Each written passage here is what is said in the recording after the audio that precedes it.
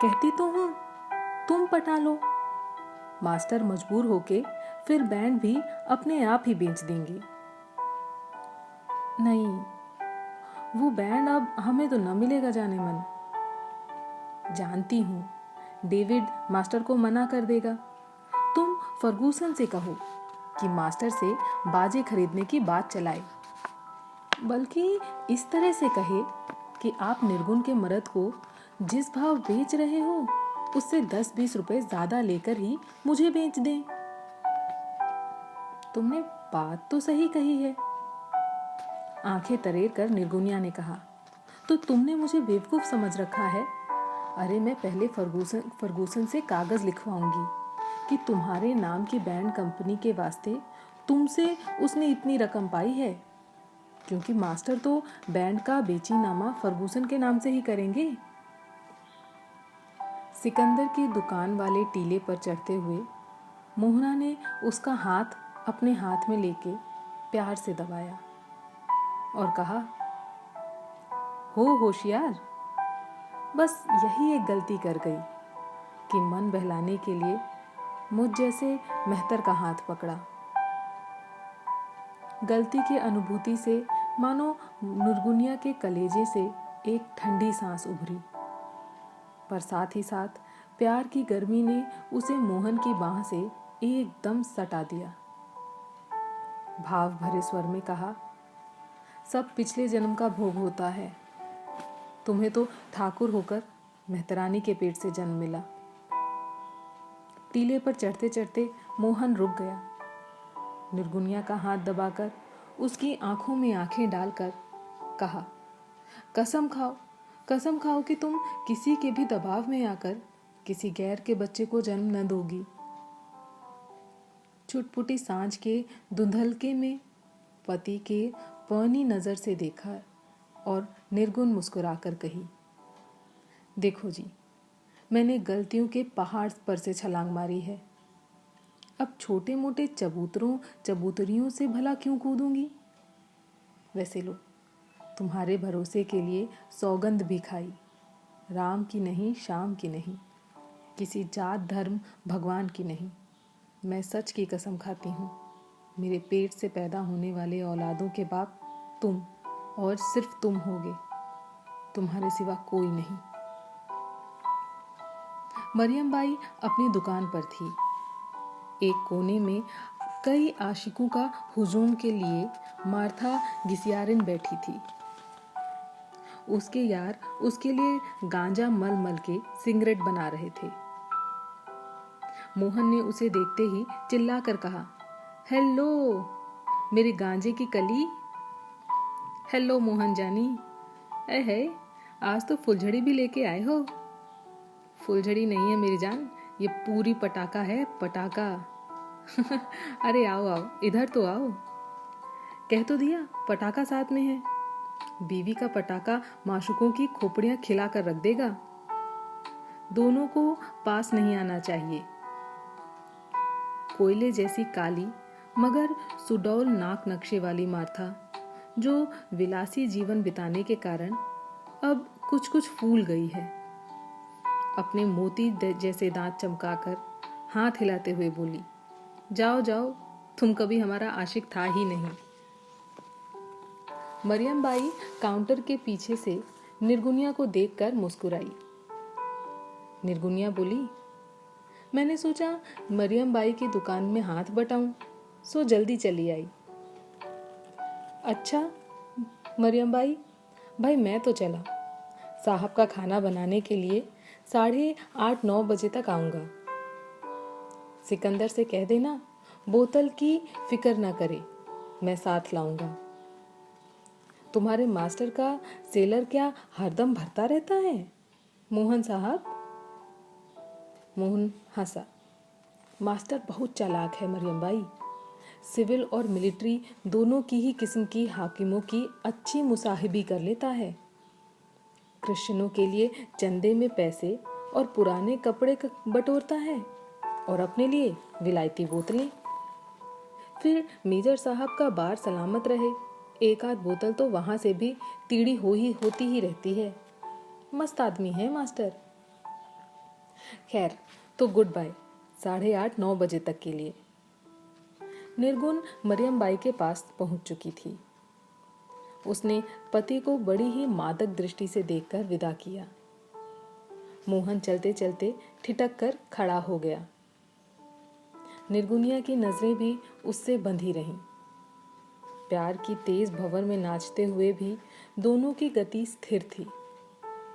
दोनों साथ ही साथ गहरे डूब रहे थे। मोहन ने चलते हुए जीवन में पहली बार यह अनुभव किया कि उसके मन में जो अनुभूति हुई है वह किसी देवी देवता जैसी पवित्र है। उसका मन जैसा संतोष भरा इस समय है वैसे पहले कभी नहीं था। क्लब घर के दरवाजे तक पहुंचा कि मार्था ने जोर से आवाज लगाई, ए मोहना, सुनो सुनो सुनो, तुमसे काम है। कहते हुए वह कुर्सी से उठ खड़ी, लड़खड़ाई। दो यारों ने बाहें पकड़कर खड़ा कर दिया और उसे सहारा देकर अपने साथ ले आए। उसका बाकी यार दरबार भी खड़ा हुआ और पीछे पीछे चला। बाहर आकर मार्था ने अपने यारों की बाह छोड़कर मोहन के हाथ का सहारा लिया और उसे ढकेल कर एक किनारे ले गई और धीरे से कहा, एक साहब तुमसे मिलना चाहते हैं, मोहन। कौन? क्यों? कौन है वो? चुप चुप चुप, कोई और न सुने, मामूली आदमी नहीं है। फिर अपने हाथ से मोहन की गर्दन झुकाकर कान में बोली, वहीदा डाकू नाम सुना है? हाँ, उसे पता लग गया है कि उसके लौंडे को तुम्हारे मास्टर ने रख लिया है। वह अपना बदला लेने आया है। तब तो भाई मैं उससे नहीं मिलूंगा। मोहन, तुमने मुझसे कभी लव तो नहीं किया, पर तुम्हारे फ्रेंड हो। जान प्यारी है तो वहीदा से मिलने के इनकार न करो। वो तुमसे मिलना चाहता है। मैं तुम्हारे लिए ही तो यहाँ बैठी थी। उससे मिल लो मेरी जान। तुम उसे जानती हो मार्था? आजकल मेरी ही घर में टिका हुआ है। किसी से कहना मत। तुम्हें मेरी कसम, तुम्हें जीसस की कसम। मोहन का रोया रोया थर्रा रहा था। कांपते स्वर में धीरे से कहा, वह अगर डेविड से अपना बदला ले तो मुझे कोई ऐतराज नहीं है, मगर जिस मालिक का इतने दिनों मैंने नमक खाया है मार्था, जिस उस्ताद से काम सीखा है, उसकी जान लेने वाले का दलाल हरगिज नहीं बनूंगा, भले ही वो मेरी जान ले ले। कहते हुए उसकी आंखें भर आईं। ठीक है, मैं कह दूंगी। बाकी उसके यहाँ होने की बात किसी को मालूम ना हो मोहना। नहीं तो न तो तुम बचोगे और न मैं। बड़ा जालिम है। मैं किसी को नहीं बतलाऊंगा। मुझे बतलाने में कोई दिलचस्पी नहीं है और न मेरी उससे कोई दुश्मनी है। और सुनो, ये भी कह देना कि जो बात मैंने तुमसे अभी अभी कही है, उसे छोड़ के जो कहेगा सब करूंगा। तुम ही कह लेना ये सब बातें। मेरी तो उसके सामने कुछ बोलने की हिम्मत नहीं होती भैया। जो कहता है सो सुन लेती हूँ, जो कहता है कर देती हूँ, बाकी सब गया। कहकर मार्था ने एक बड़ी फूहड़ मर्दानी गाली दी और अपने गांजे के नशे में झूमती हुई अपने यारों की टोली की ओर बढ़ी। 2 कदम जाके फिर लौटी। मोहना का हाथ पकड़कर धीरे से कहा, मैं 8 बजे तुम्हारा पास आऊंगी। देखो, 8 और 9 के बीच में मीरा साहब किसी भी वक्त खाना मांग सकता है, उसके बाद ही आऊंगा। इसके लिए मेरी तरफ से बहुत बहुत माफी भी मांग देना। मोहन की सारी शाम सनसनाहट भरी बीती। लीग के कुछ लड़के इधर उधर घूमने गए थे। कुछ 2-3 मोहन के साथ किचन में सबका खाना बनाने का काम में लगे थे। साहब और उनके खिलौने के लिए मोहन स्वयं फिश करी बना रहा था।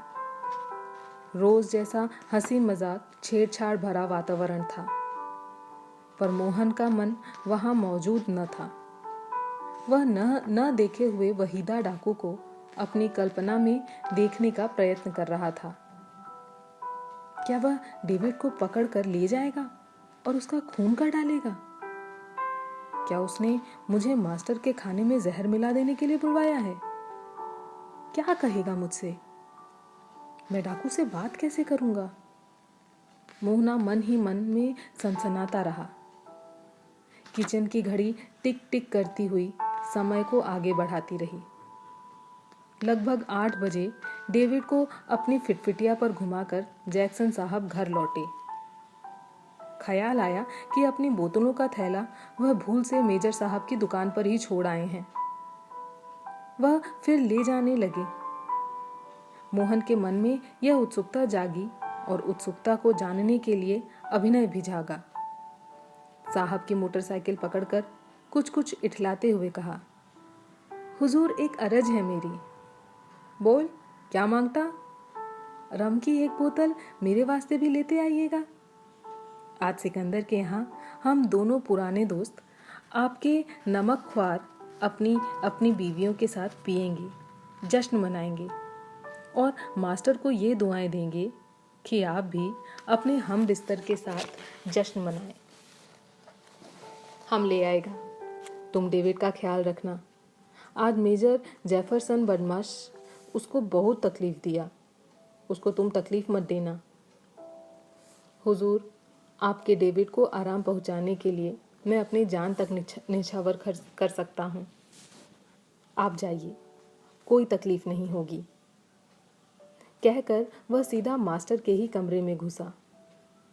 डेविड सोफे पर निढाल बैठा था। मोहन ने उसे देखा, मुस्कुराया, उसके जूते के तस्मे खोलने लगा। डेविड ने आंखें खोल और मुंह घुमाकर देखा। मोहन मुस्कुराकर बोला, तुम्हारे कपड़े बदलवा दूं, फिर तुम लेट जाना, मैं तुम्हारा बदन दबा दूंगा। डेविड कुछ न बोला।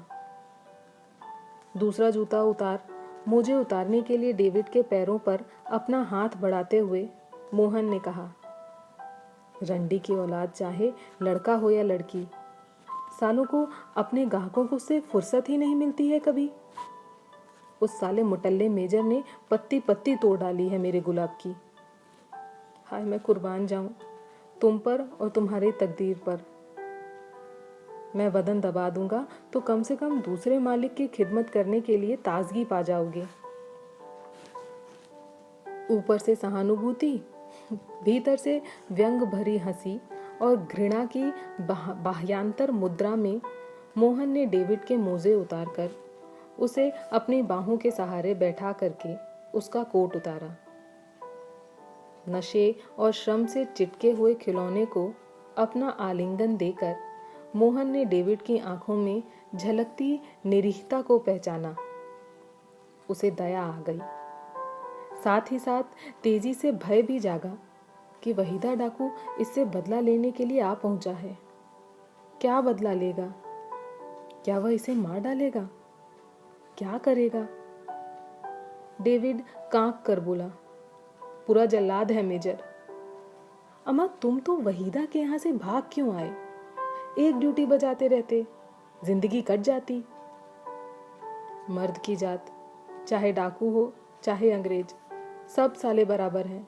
या खुदा, आखिर पैदा ही क्यों किया मुझे? झूठे भाव से डेविड का बदन दबाते हुए मोहन ने पूछा, अच्छा, वहीदा तुमसे प्यार करता था डेविड? खुदा जाने मुझे प्यार करता था या अपनी शहवत परस्ती को। साला मुझे एक कोठरी में बंद रखता था और उसे चूना लगा के एक दिन सुंदर सिंह ने जाली चाबी लगाकर मेरी कोठरी खोल ली। चोर के घर मोर घुसा और मोर के घर छिछोर। मेरी मट्टी पलीत कर दी। धमकी देते थे साले कि वहीदा से शिकायत करोगे तो बोटी बोटी काट डालेंगे। फिर भी वहीदा को पता ही चल गया। गणपत ने टोली में फूट पड़ जाने के भय से मुझे उल्टा सीधा समझा के मुटल्ले मेजर के यहाँ भिजवा दिया। मोहन ने नफरत से कहा, तुम साले धोबी के कुत्ते हो, न घर के न घाट के। ऐसे ही मौत मरोगे साले तुम। मोहन की फरमाइश के अनुसार रम की एक बोतल मास्टर के लिए भी ले आया था। एक बोतल उसने पहले से ही चुरा रखी थी। दोनों खिला पिलाकर करीब 8:30 पौने 9 बजे बंगले से बाहर निकला। बंगलों की बस्ती में घोर सन्नाटा छाया हुआ था। थोड़ी दूर आगे चलकर बाएं हाथ नुक्कड़ पर मार्था की गांजे भरी सिगरेट बीच बीच में चमक उठती थी। मोहन अंधेरे में ही उधर बढ़ा। मार्था धीरे से बोली, आ गए? हाँ। मेरा हाथ पकड़ लो और चलो।